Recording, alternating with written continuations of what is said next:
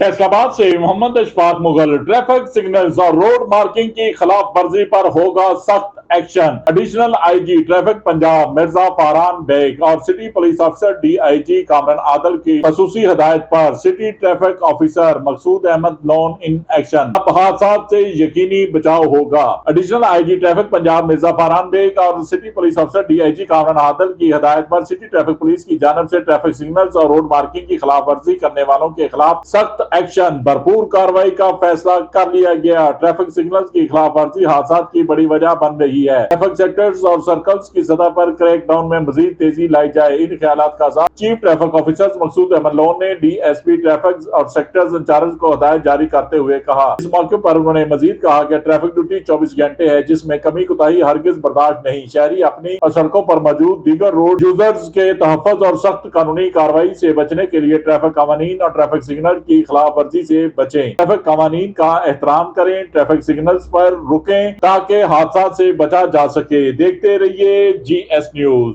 इस वीडियो को लाइक करें, हमारे चैनल को सब्सक्राइब कर बेल आइकन जरूर प्रेस करें।